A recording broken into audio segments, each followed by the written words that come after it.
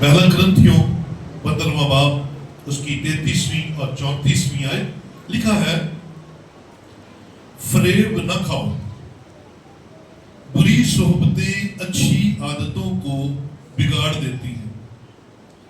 راست باز ہونے کے لیے ہوش میں آؤ اور گناہ نہ کرو، کیونکہ بعض خدا سے ناواقف ہیں۔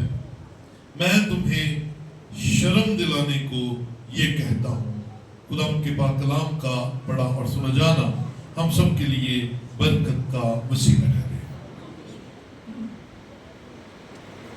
بیٹھیے، تشریف رکھیے اور خدا کی حضوری میں ہیں، اس لیے ہلیلویا، خدا ان کی تعریف۔ عزیزو، آج 23 اگست 2026 ہے اور آج ہم خدا کے کلام میں سے جو بھید سیکھنے جا رہے ہیں وہ ہے فریب۔ کیونکہ یاد رکھیے، بائبل مقدس روز ہمیں نئی باتیں سکھاتا ہے۔ خدا کا کلام ہماری رہنمائی کرتا ہے اور روحانی زندگی میں قدم مارنے کے لیے، روحانی زندگی میں بڑھنے کے لیے ہمارے لیے قانون اور خدا کا کلام نازل فرماتا ہے۔ آج کا کلام 3 حصوں پر مشتمل ہوگا۔ پہلا حصہ فریب نہ کھاؤ، لیکن میرا زیادہ فوکس فریب پر ہوگا۔ دوسرا آج کے میسج کا حصہ ہوگا بری صحبتیں، اور تیسرا اور خاص حصہ وہ ہے راست باز ہونے کے لیے ہوش میں آؤ۔ ان تینوں حصوں کو ہم گہرائی میں جا کر سیکھیں گے۔ یہ فریب کا لفظ جو ہے، یہ بائبل مقدس کے آغاز ہی سے کسی نہ کسی معنی میں ہمیں نظر آنا شروع ہو گیا، کیونکہ خدا نے جب اس پوری کائنات کو تخلیق کیا تو خدا نے ایک خوبصورت باغ بھی لگایا اور اس باغ کے اندر اپنی بہترین کریشن یعنی کہ اشرف المخلوقات انسان کو رکھا اور اسے اپنا اختیار ٹرانسفر کر دیا۔ خدا نے کہیں بھی فریب نہیں بنایا، خدا نے کہیں بھی موت کا ذکر نہیں کیا، خدا نے اس ساری کریٹیوٹی میں تخلیق کو تباہ ہونے کا کوئی ذکر نہیں کیا، کیونکہ خدا کی مرضی تو ہمیشہ پھلنے پھولنے میں ہے، ترقی میں ہے، بڑھنے میں ہے۔ خدا کی مرضی بربادی میں کبھی نہیں ہے، خدا کی مرضی رکنے میں کبھی نہیں ہے۔ میں ہمیشہ خدا کی حضوری سے چھوٹی چھوٹی باتیں آپ کے ساتھ شیئر کرتا رہتا ہوں۔ بہت خوبصورت بات میں نے پڑھی کہیں پہ کہ خدا دوڑنے والوں کے ساتھ، میرے ساتھ رہیے ذرا، دوڑنے والوں کے ساتھ، خدا چلنے والوں کے ساتھ، لیکن خدا رکنے والوں کے ساتھ رکتا نہیں ہے۔ خدا کی صفت ہے کہ وہ ہمیشہ ایکٹیو رہتا ہے، اسی لیے تو کلام میں لکھا ہے کہ اس کی آنکھ پوری روئے زمین پر پھرتی ہے، اور کلام میں پڑھتے ہیں کہ اسرائیل کا محافظ نہ اونگے گا اور نہ سوئے۔ اس کی زندگی کے اندر آرام نہیں ہے، وہ ہمیشہ کام کرتا رہتا ہے۔ سو اس کے لیے یہ نیگیٹیوٹی اور نیگیٹو باتیں کبھی بھی اہمیت نہیں رکھتی، کیونکہ اس کی ڈکشنری میں ہے ہی نہیں، کیونکہ وہ تو پیار کرنے والا، بڑھانے والا، ترقی دینے والا، خوشحال کرنے والا خدا ہے۔ تو یہ فریب کا آغاز کہاں سے ہوا؟ ذرا آئیے میرے ساتھ پہلا تموتھیوس میں چلتے ہیں، تموتھیوس کا پہلا خط اور اس کا دوسرا باب دیکھیں گے۔ یہاں پر ہمیں پولس رسول اپنے روحانی بیٹے تموتھیوس کو سکھاتا ہوا نظر آتا ہے۔ دوسرا باب اس کی 13ویں آیت میں لکھا ہے، اور آدم نے فریب نہیں کھایا بلکہ عورت فریب کھا کر گناہ میں پڑ گئی۔ اس کا مطلب باغ عدن کے اندر جس کی میں نے ابھی پوری تمہید آپ کے سامنے رکھی ہے، وہاں پر خدا کی طرف سے فریب، مکاری، دھوکے نام کی کوئی چیز نہیں تھی، لیکن یہ واقعہ عدن کے اندر ہی پیش آیا، کیونکہ ابلیس ایک ایسی ہستی ہے جو خدا کے کاموں، خدا کی باتوں، اس کے احکام کو الٹ کر کے انسان کو فریب دیتا ہے۔ فریب کا مطلب ہے دھوکہ، فریب کا مطلب ہے دھوکہ۔ یہ ابلیس کا بڑا ایک ہتھ کنڈا ہے کہ وہ انسان کو خدا کی باتوں کو ہی الٹ بیان کر کے دھوکہ دیتا ہے۔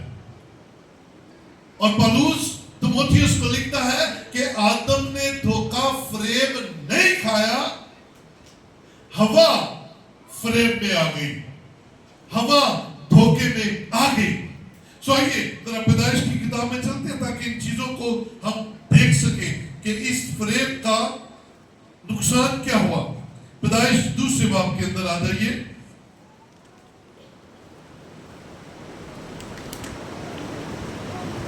دوسرا باب اس کی 17ویں آیت میں دیکھتے ہیں، بلکہ 16ویں سے ہی دیکھتے ہیں۔ اور خداوند خدا نے آدم کو حکم دیا اور کہا کہ تو باغ کے ہر درخت کا پھل بے روک ٹوک کھا سکتا ہے، لیکن نیک و بد کی پہچان کے درخت کا پھل کا کبھی نہ کھانا، کیونکہ جس روز تو نے اس میں سے کھایا تو مرا۔ خدا آدم کو زندگی میں رکھنا چاہتا تھا، کنڈیشن لگا دی کہ تو زندہ رہے گا اور کبھی نہیں مرے گا اگر تو اس درخت کا پھل نہیں کھائے گا۔ یہ خدا کی طرف سے آدم کے لیے ایک کمانڈمنٹ تھی، اور خدا نے کہا تھا کہ تو اس کا پھل نہ کھانا جو نیک و بد کی پہچان کا درخت ہے، باقی سارا باغ تیرے سامنے ہے، اس میں سے کھا، اس میں سے لے، تو اس کا مالک ہے، تو اس کو جیسے چاہے استعمال کر۔ اور یہ تھا خدا کا حکم۔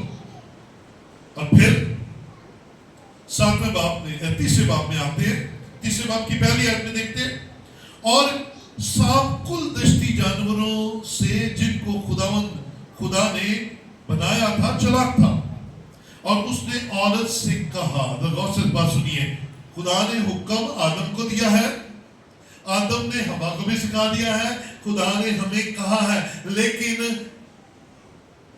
ابلیس جو ہے وہ آدم کے پاس نہیں گیا، وہ ہوا کے پاس گیا ہے، اور اسے کیا کہتا ہے؟ لکھا ہے، اور اس نے عورت سے کہا، کیا واقعی خدا نے کہا ہے کہ باغ کے کسی درخت کا پھل تم نہ کھانا؟ یہاں پر جب یہ واقعہ لگا دیا نا کہ ہاں کھائے،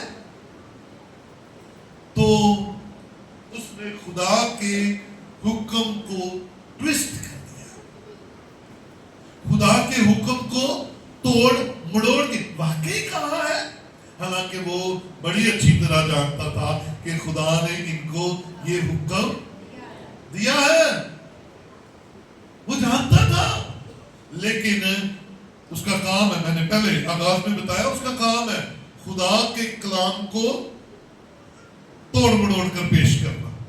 अब वो कहता है वाकई कहा है। अब वो हव्वा क्या कहती है आगे से, औरत ने सांप से कहा कि बाग के दरख्तों का फल तो हम खाते हैं, पर जो दरख्त बाग के बीच में है उसके फल की बाबत खुदा ने कहा है कि तुम ना तो उसे खाना, गौर से सुनिएगा, ना तो उसे खाना और ना छूना वरना मर जाओगे। ये कहा था खुदा ने, यही कहा था।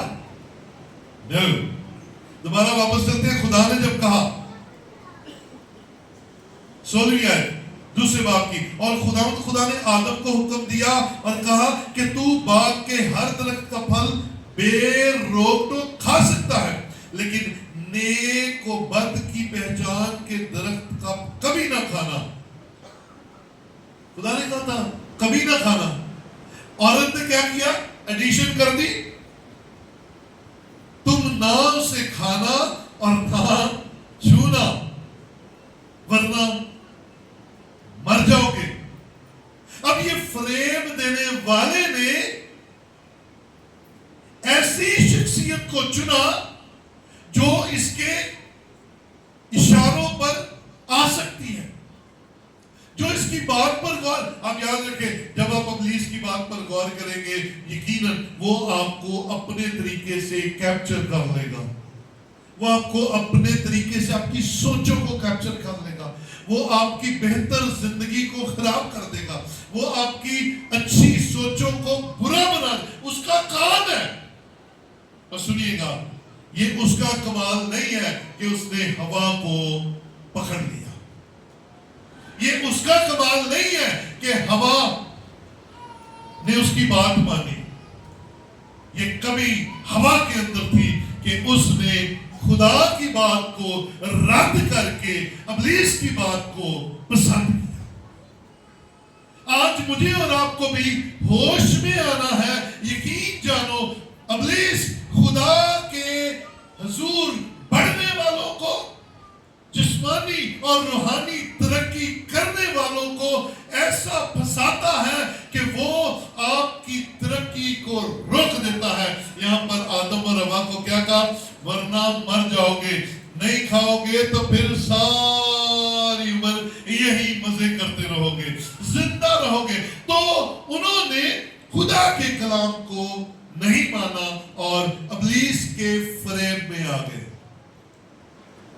बताइए, इब्लीस के फ्रेम में वो आपकी तरक्की रोक देगा, वो आपकी आती बरकतें रोक देगा, वो आपको ऊपर जाता नहीं देख सकता, वो आपको गिरा देगा नीचे।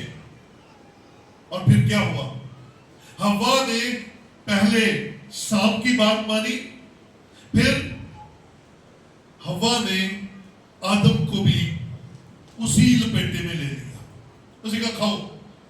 और आदम ने नहीं पूछा, आदम ने कहा मेरी बीवी है, मेरी पसली है, समझदार है, खुदा हमसे रोज मिलता है, ये भी खुदा से मिलती है, खुदा बातें करता है, ये भी बातें करती है, खुदा हमसे खुश है, इससे भी खुश है, ये गलती नहीं कर सकती। लेकिन वो इब्लीस के फ्रेम में आ गई और फिर उसने आदम को भी कहा, आजा, हम तो डूबे सनम,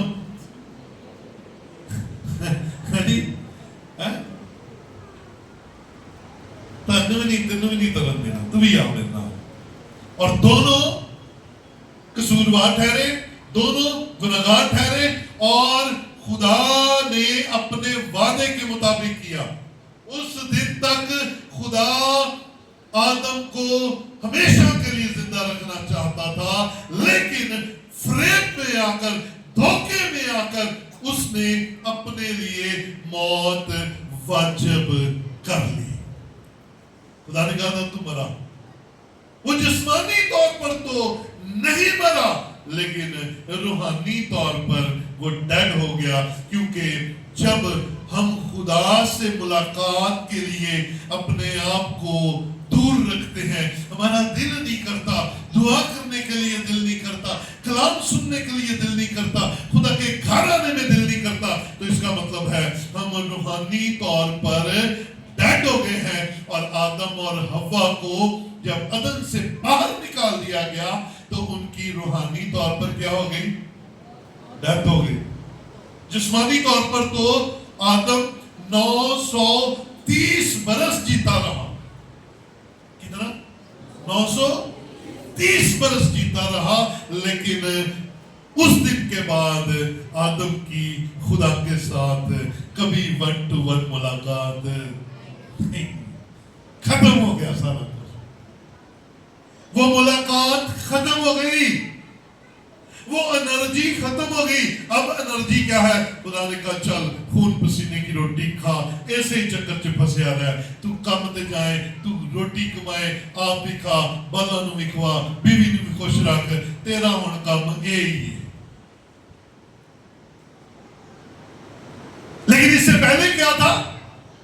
جب روحانی طور پر الائف تھا, روحانی طور پر زندہ تھا, فریب میں نہیں آیا تھا, تب تک روزانہ صبح اور شام ٹھنڈے پہروں میں خدا سے ملاقات کرتا تھا, باتیں کرتا تھا, اور اسے محنت کرنے کی ضرورت نہیں تھی. وہ خدا کے ساتھ بڑا خوشحال زندگی گزارتا تھا.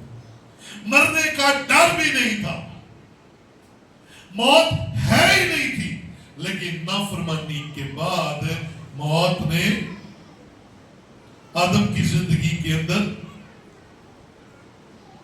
انٹرنس پا لی.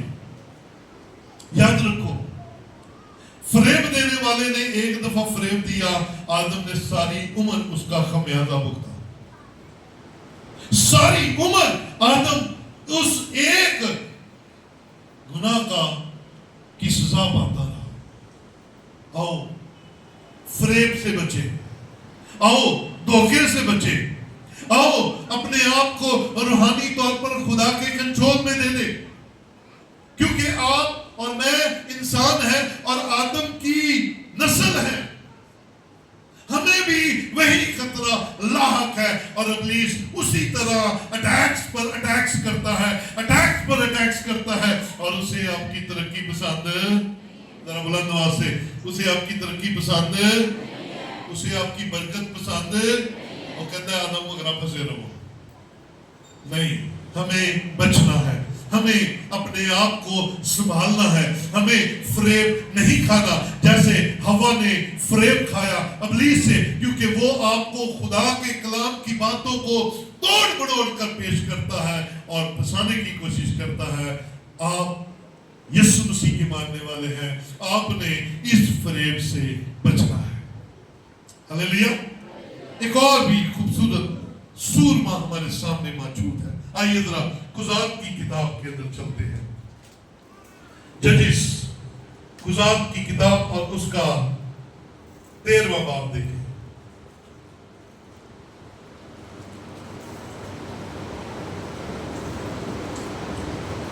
اس کی دوسری آیت سے دیکھتے ہیں, لکھا ہے, اور دانیوں کے گھرانے میں سورا کا ایک شخص تھا جس کا نام منوہا تھا.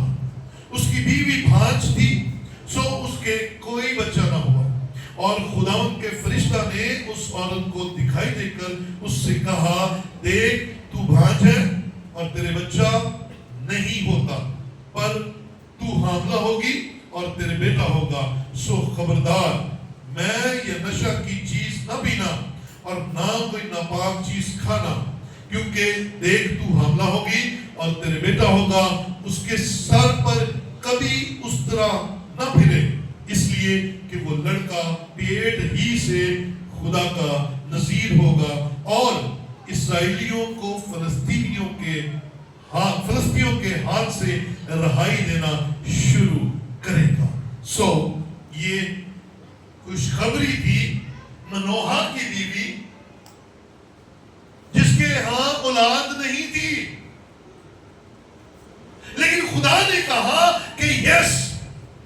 تیرے گھر اولاد ہوگی. اس کا مطلب خدا نسل بڑھانا چاہتا تھا.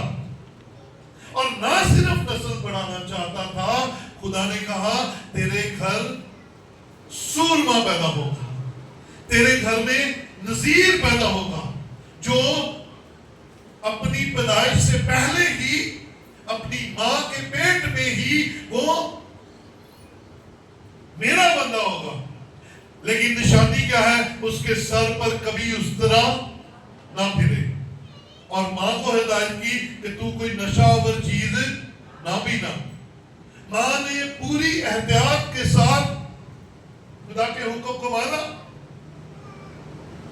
اور اس شخص کا نام جس کو خدا نے یہ برکت دینی تھی اس کا نام سمسون ہے, سیمسن. اور پھر کیا ہوا؟ وہ بچہ پیدا ہوا, اس کے سر پر اس طرح نہیں اترا, کیونکہ خدا نے اسے ایک خاص مقصد کے لیے اس دنیا میں بھیجا. مقصد کیا تھا؟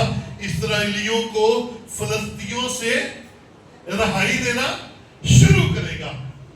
جج بنا کر بھیجا, قاضی بنا کر بھیجا, اور اس کے ماں باپ نے اس کے سر پر کبھی اس طرح پھرنے نہیں دیا. اور وہ شخص ایک بڑا طاقتور زوراور شخص تھا, اور جب تک اس کے سر پر اس طرح نہیں پھرا خدا کے حکم کے مطابق. ایکچوئل اس کے بالوں میں کوئی ایسی بات نہیں تھی, بات تھی خدا کے حکم میں, بات تھی خدا کے حکم. جیسے باغ عدن کے اندر پھل کا کوئی قصور نہیں تھا, پھل تو عام ہی ہوگا, لیکن بات تھی خدا کے حکم میں کہ اسے نہیں کھانا.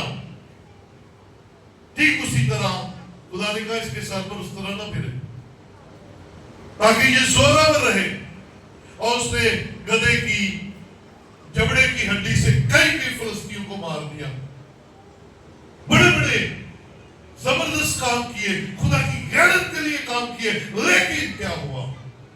وہ فریم میں آ گیا, وہ فریم میں آ گیا. فریم اس کا پتہ کیا تھا؟ وہ بڑا ہی عاشق مزاج قسم کا بندہ تھا. وہ خدا کا نذیر, لیکن اسے ہر خوبصورت لڑکی سے پیار ہو جاتا. ماں پیو کہتے میرا ویاہ کرو, پاوے دوجی نسل دی سی, پاوے دوجی قوم دی کھڑے پائے جاتے, میرا ویاہ کرو. اور پھر اسے ایک دلیلہ نام کی ایک لڑکی سے پیار ہو گیا. انہوں نے کہا میں بیان کرتا ہوں. انہوں نے کہا اوکے ٹھیک ہے. انہوں نے ماں پیو نے کہا ٹھیک ہے اوکے. تو کیا ہوا؟ وہ عورت جسے وہ بیاہ کر لایا, اس نے اسے دھوکہ دیا. دھوکہ کیا دیا؟ یہ فلسطین جب بھی اسے مارنے کے لیے آتے یا اسرائیل کو نقصان پہنچاتے, یہ اکیلا ہی کھڑا ہو جاتا اور ان میں کئی سو اور کئی سینکڑوں کو مار دیتا. وہ تنگ تھے اس سے. اب فلسطینیوں نے کیا کیا؟ انہوں نے دلالہ کو کہا کہ دیکھ وہ تجھ سے پیار کرتا ہے, تو اس سے بات پوچھ کہ اس کی طاقت کا راز کیا ہے. سمسون بتاتا نہیں تھا کسی کو. بار بار اس نے پوچھا, بار بار پوچھا. آئیے میں بتاتا ہوں کہ اس نے پھر کیسے یہ بات اس میں سے نکلوائی, کیونکہ دیر تو وہ دھوکہ ہی نہیں تھی. 16 باب کی 16 جب وہ اسے روز اپنی باتوں سے تنگ اور مجبور کرنے لگی, یہاں تک کہ اس کا دم ناک میں آ گیا, تو اس نے اپنا دل کھول کر اسے بتا دیا کہ میرے سر پر اس طرح نہیں پھرا, اس لیے میں اپنی ماں کے پیٹ ہی سے خدا کا نذیر ہوں. سو اگر میرا سر منڈوایا جائے تو میرا زور مجھ سے جاتا رہے گا اور میں کمزور ہو کر اور آدمیوں کی طرح ہو جاؤں گا. اس نے بیوی سمجھ کے بتا دیا, لیکن اس نے اپنی قوم کو بتا دیا. اور جب سمسون سو رہا تھا تو اس کی لٹیں کاٹ دی گئی. اس کے بال کاٹ دیے گئے، اس طرح اس کے سر پر پھر گیا، اور کیا ہوا؟ جب وہ اٹھا شور مچا، فلسطینی آ گئے، اس نے سمجھا میں ابھی ان کو پکڑ کے مارتا ہوں، بھگا دیتا ہوں، اور جب اس نے دیکھا تو اس کا زور ختم ہو چکا تھا، کیونکہ وہ فریب میں آ چکا تھا۔ آپ کی طاقت خدا سے ہے، اس کی رفاقت سے ہے، اس کی ملاقات سے ہے، اس کے حضور آنے سے ہے۔ اگر آپ خدا کے حضور رفاقت میں نہیں رہتے، دھوکے میں آ جائیں گے، اور دھوکہ آپ کی طاقت کو کھا جائے گا، دھوکہ آپ کی طاقت کو ختم کر دے گا، اور دھوکہ آپ کو دشمن کے سامنے گرا دے گا۔ وہ آئے، انہوں نے اسے باندھا، اسے بندی بنایا، قیدی کیا، اور اس کی آنکھیں نکال دی۔ دوسرا دھوکہ، آنکھیں نکال دی۔ وہ جو سینکڑوں کو مارنے والا تھا، وہ جو فاتح تھا، وہ جو بڑا زورآور تھا، وہ جو خدا کا نذیر تھا، اب عام آدمی بن گیا۔ نہ وہ رسیاں توڑ سکتا تھا، نہ اس سے چیلز ٹوٹتی تھی، نہ اس سے کوئی بندے زخمی ہوتے تھے، کیونکہ اب اس کا زور ختم ہو گیا۔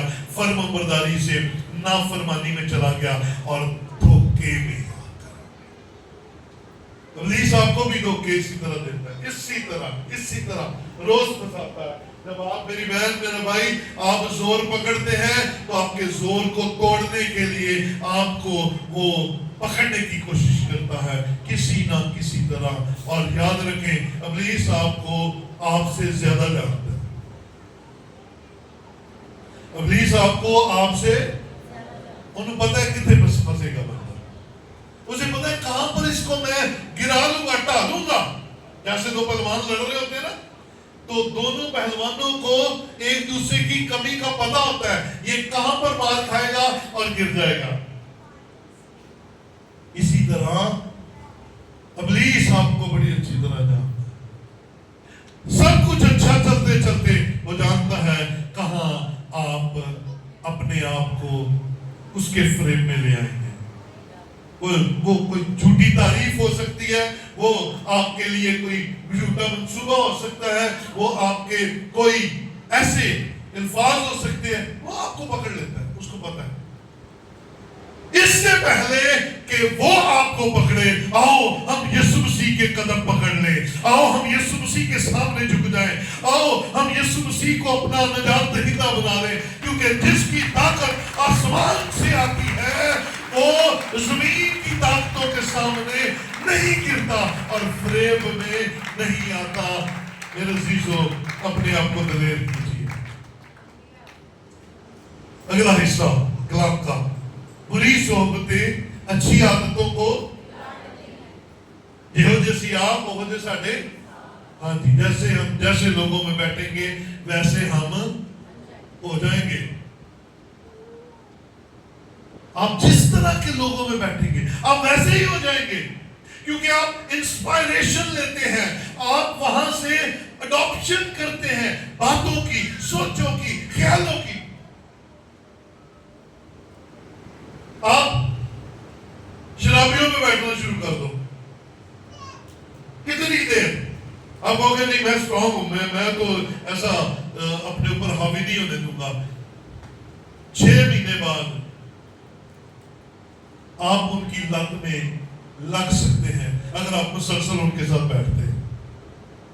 لیکن اگر آپ دعا کرنے والے لوگوں کے درمیان بیٹھتے ہیں، آپ کہتے ہیں میں دعا نہیں کرتا، میں بنا وکیل دعا دے، ایک دن آئے گا آپ خدا کے روح سے معمور ہو جائیں گے، بیٹھنے بات چیت کرنے سے کہ آپ روح کی معموری میں آ جائیں گے، اور آپ کی دعا دوسروں کی دعا سے بھی جمع ہو جائے گی۔ بری صحبتیں اچھی عادتوں کو بگاڑ دیتی ہیں، اور اچھی صحبتیں بری عادتوں کو اچھا بنا دیتی ہیں۔ ہلیلویا۔ آپ نے اپنی لائف میں دیکھنا بیٹھتے کن کے ساتھ ہو، آپ کی بیٹھک کہاں ہے۔ آپ دیکھ لیں، آپ دو ہڈیوں کے پاس بیٹھ جائیں آپ کا ناک بھی اونچا ہو جائے گا۔ آپ جھوٹوں کے پاس بیٹھنا شروع کر دیں، گپیوں کے بعد گپ مارنا شروع کر دیں گے۔ آپ شیخی بازوں کے پاس بیٹھنا شروع کر دیں، شیخی باز بن جائیں گے، اونچی اونچی باتیں آپ جو نہیں ہیں آپ کو لگنا شروع ہو جائے گا کہ میں تو وہ. لیکن اگر آپ محنتی لوگوں کے پاس بیٹھیں گے تو آپ بھی محنت کرنا شروع ہو. آپ کا خیال ہے یار اگر یہ کر سکتا ہے تو میں بھی کر سکتا ہوں. تو آؤ اپنی بیٹھک درست کریں.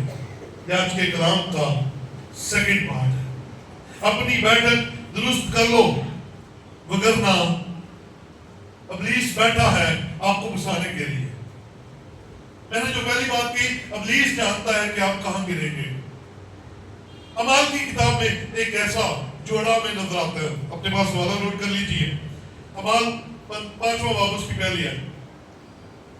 کلیسیا بڑی زوروں پر تھی، روحانی طور پر لوگ ترقی کر رہے تھے اور لوگ اپنی جائیدادیں، اپنے کھیت، اپنے گھر بیچ کر مال، روپیہ پیسہ شاگردوں کے پاؤں میں لا کر رکھ رہے تھے.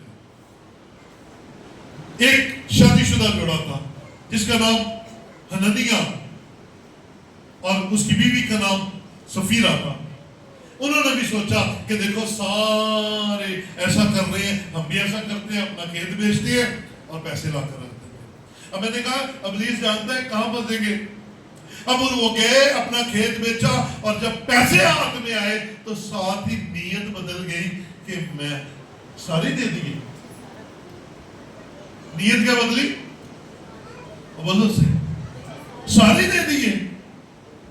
پھر دونوں نے صلاح کی کہ نہیں تھوڑے دیر رکھ لینے ہیں، اہی تھوڑے دیر رکھ لینے ہیں اپنے بڑھاپے لئے. اہی بڈھے بھی تو ہونا ہے نا، تو ہم اپنے لیے رکھ دیتے ہیں. پہلے نیت کیا باندھی؟ سارے دینے ہیں. ایسے ہی ہم لوگ بھی کرتے ہیں نا. خدا کے گھر دینے کے لیے ہمارا دل امڑ آتا ہے، ہم خدا کے ساتھ کوئی نہ کوئی کمٹمنٹ کرتے ہیں کچھ دینے کے لیے، لیکن پھر جب دینے کی باری آتی ہے تو ہم اپنے ساتھ ہی سوال کرتے ہیں اتنے بڑے دے دیے. تو خدا جانتا ہے. اور حنانیہ سفیرہ نے پیسے رکھے کہ جا جڑے باقی حصہ تھا رکھ دے دیا. پترس جانتا تھا کہ ان کے ساتھ دھوکہ ہو گیا ہے، کیونکہ ابلیس جانتا تھا یہ لالچ میں آ جائیں گے. ابلیس جانتا تھا کہ یہ پیسے کے پجاری ہیں، یہ پیسے کے پیچھے دوڑیں گے، یہ پیسہ خدا کو نہیں دیں گے. اور اس نے ایسے کیا، اس نے ان کے دل میں خیال ڈالا، انہوں نے اپنا کمال کر دیتا. پترس جانتا تھا کیونکہ پاخر اس کے اندر تھا. پترس نے کہا یہ سارے پیسے نہیں، تے نال ہی جھوٹ بولیا، یس یہ سارے پیسے ہیں. پترس نے کہا کیا جب تک کھیت تیرا تھا تجھے مانگا تھا کسی نے؟ کہتا نہیں. کہتا کسی نے کہا تھا بیچ؟ نہیں. پھر تجھے کس نے کہا کہ رقم میں سے کچھ رکھ لے جب تُو نے مان لیا تھا کہ خدا کو دوں گا؟ اسے کہا نہیں تو نے پھر بھی نہیں مانا. اور پترس کے سامنے وہ بندہ مر گیا. بیوی آئی، انہوں نے کہا واقعی ایسے ہوا کہ شاید بیوی کو پتہ ہی نہیں ہے اپنا ہی کھیڑ کھیڑیا. بیوی آئی، اس نے کہا اتنے تھے؟ اس نے کہا ہاں اتنے ہی تھے. تو پترس نے کہا تم دونوں نے کیا کیا ہوا ہے خدا کو دھوکہ دینے کے لیے. ابلیس نے تمہیں دھوکہ دیا، اب تم خدا کو دھوکہ دے رہے ہو. اور بیوی بھی اپنی مان گئی. شکر کیجئے کہ خدا اب اتنا سخت نہیں ہے. ہم اپنے آپ کو بھی دھوکہ دیتے ہیں، ہم خدا کو بھی دھوکہ دیتے ہیں، اور ابلیس ہمیں دھوکہ دیتا ہے. دھوکے کی ایک چین چل رہی ہے، جبکہ خدا کہتا ہے فریب نہ کھاؤ. بری صحبتیں اچھی عادتوں کو بگاڑ دیتی ہیں. اور آئیے اپنے مین والے کا آخری حصہ دیکھتے ہیں. راست باز ہونے کے لیے ہوش میں آؤ. یہ ہوش میں آنا بڑا ضروری ہے. اور جب میں نے یہ الفاظ پڑھے نا، کیونکہ بعض خدا سے ناواقف ہے، میں تمہیں شرم دلانے کو یہ کہتا ہوں. I feel very guilty. انسان ہوتے ہیں، کیونکہ خدا تو ہمیں ہمیشہ زندہ رکھنا چاہتا ہے، ہم فریب کھا کر مرنے کے کام کرتے ہیں۔ خدا تو شمشون کی طرح ہمیں طاقتور رکھنا چاہتا ہے، لیکن ہم نافرمانی کر کے اپنی طاقت کھو بیٹھتے ہیں۔ آج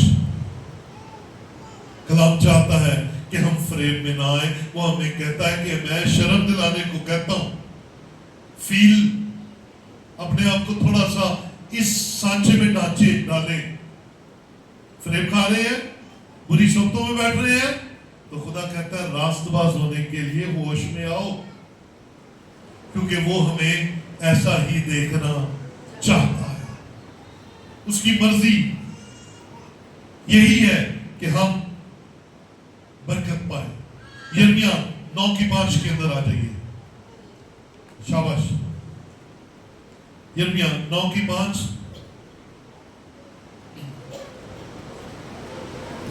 فرماتی ہے، اور ہر ایک نے اپنے ہمسایہ کو فریب دے گا اور سچ نہ بولے گا۔ انہوں نے اپنی زبان کو جھوٹ بولنا سکھایا ہے اور بد کرداری میں جاں فشانی کرتے ہیں۔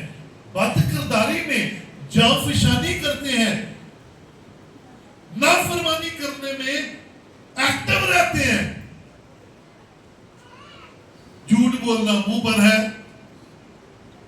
کردار خدا سے دوری کا ہے، جبکہ خدا چاہتا ہے کہ ہم بحال ہو جائیں۔ زبور 119 کی 17 آیت میں لکھا ہے، 77 ورس میں، تیری رحمت مجھے نصیب ہو تاکہ میں زندہ رہوں، کیونکہ تیری شریعت میری خوشنودی ہے۔ ان دھوکوں سے بچنے کا ایک ہی طریقہ ہے، خدا کا کلام، جس سے ہم واقف ہو جائیں گے تو یقیناً ہم ابلیس کے دھوکے سے بچ جائیں گے، اور ابلیس ہمیں خدا کے کلام کو توڑ مڑوڑ کر بیان کرنے کی بجائے ہمیں واضح اور کلیئر اور قبول کرنے کے قابل بنا دے گا۔ میرے عزیزو، آؤ آج جو دھوکے ہم اپنے آپ کو دے رہے ہیں اس سے بھی نکلیں، جو ابلیس ہمیں دھوکے دے رہا ہے اس سے بھی نکلیں، اور یسوع مسیح کو پہچانیں، کیونکہ وہ اس دنیا میں آیا تاکہ آدم کو جس طرح ہمیشہ کی زندگی کے لیے پیدا کیا گیا تھا، آج مجھے اور آپ کو بھی ہمیشہ کی زندگی کے لیے پیدا کیا گیا ہے، موت کے لیے پیدا نہیں کیا گیا۔ سو آؤ ہم خدا کے حضور بڑی دلیری کے ساتھ، بڑی جانفشانی کے ساتھ راست باز ہونے کے لیے زور ماریں، اور فریب نہ کھائیں، اور اپنی جتنی بھی ہماری اٹینشنز ہیں، جتنی بھی ہماری بیٹلز ہیں، ہم ان سے بچیں، کیونکہ بری صحبتیں اچھی عادتوں کو بگاڑ دیتی ہیں۔ آئیے یسوع مسیح کے ساتھ رفاقت میں رہیں، یسوع مسیح کے ساتھ ملاقات میں رہیں، کیونکہ کلام فرماتا ہے کہ جہاں 2 یا 3 میرے نام سے جمع ہوں گے، میں ان کے درمیان ہوں۔ اس کا مطلب ہے وہ آپ سے رفاقت رکھنے کے لیے تیار ہے۔ آؤ اپنی مصروفیات کو کم کر کے اپنے خدا کے ساتھ کچھ وقت گزاریں، تاکہ ابلیس جب ہمیں فریب دینے کے لیے آئے تو ہم فریب نہ کھائیں، بلکہ دلیر ہو کر ہم اس کا مقابلہ کر سکیں۔ آئیے اپنی جگہوں پر کھڑے ہو۔